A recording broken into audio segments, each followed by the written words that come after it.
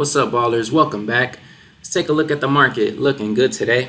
We have TON up 7%, WIF up almost 4%.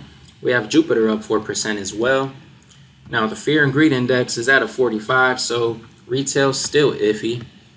However, long-term Bitcoin holders have accumulated over 500,000 Bitcoin in under 3 weeks. That's insane. Price of Bitcoin is at 59,776. Bitcoin approaching its all-time high once more, driven by growing institutional interest and optimism around crypto-friendly regulations. Bitcoin Lightning Network seeing significant growth, more users and businesses adopting Layer 2 technology for faster and cheaper transactions. Now check out my previous video. Talked about how the Dubai court has recognized crypto for salary payments, making it possible for employees to receive wages in Bitcoin. Now, this is going to spread globally. We'll start to see this happening over the coming months and years. Ethereum up about 2% for the day at $2,661. Not looking bad. Also, if you take a look at my video from yesterday, there's going to be a big event potentially. Not for sure, but if it does happen, we're going to see the money counter go brr, a lot of money coming into the market for crypto. And hopefully, that does happen because the prices of crypto will skyrocket. Also in big news, Norway and Swiss central banks have added Bitcoin to their reserves. Very, very bullish. Solana up almost 4%.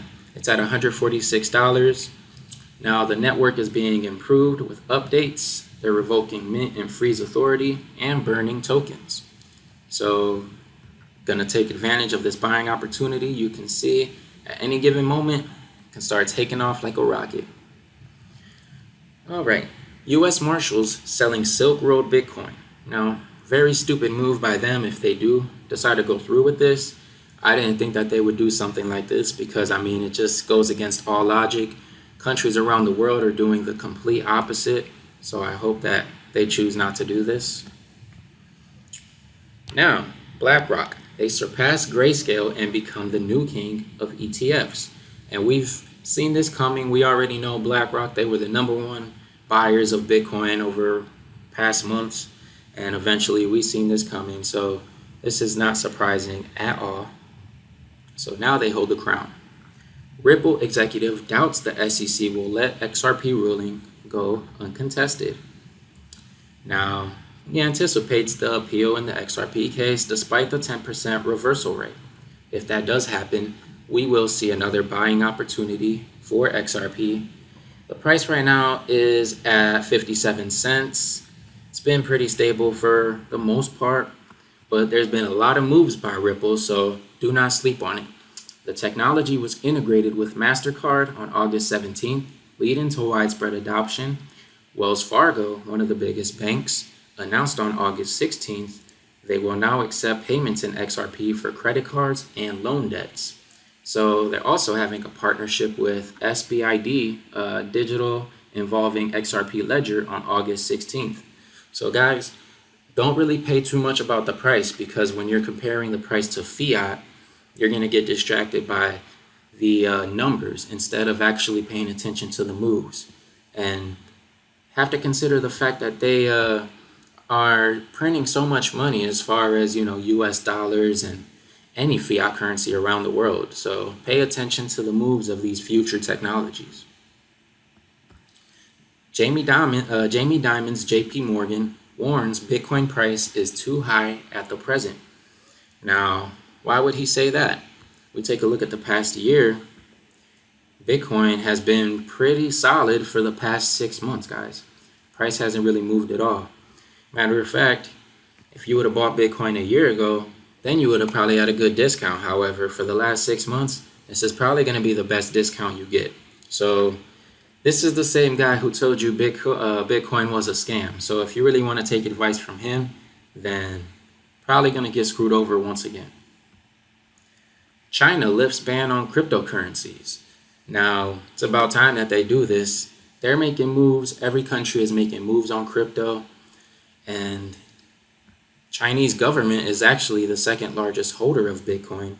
And this article is as of April of 2024. So obviously this is subject to change, but it's funny how they made it illegal for the citizens to own Bitcoin. However, they're accumulating billions and billions of dollars of Bitcoin. So just understand that the people telling you it's a scam are the same ones getting it all. Now, in other news, Colorado pastor tokenizes church building to securitize its sanctuary. Now, also this is something that was in a previous video, how real-world assets are going to start to be tokenized on the blockchain when it comes to gold, land, real estate, you name it. This is going to happen because not only do people have very, very little trust in financial institutions and banks, they're losing their trust in governments. And they're starting to understand that they can put power into their own hands.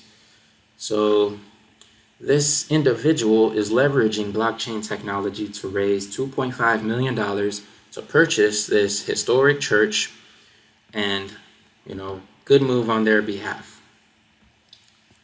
What makes crypto so perfect for evading sanctions? Well, to give you a good analogy, similar to like whack-a-mole, because think about like how governments try to target a certain country, or they could target a group of individuals, right? Because they may not like certain policies you do, or they might not like your view of politics. So they're like, okay, we don't like what he's doing, this individual right here. So it's like whack-a-mole, right? He goes down, another one pops up right there. Well, then they're going to start aiming right here. Then it'll just pop up in another spot.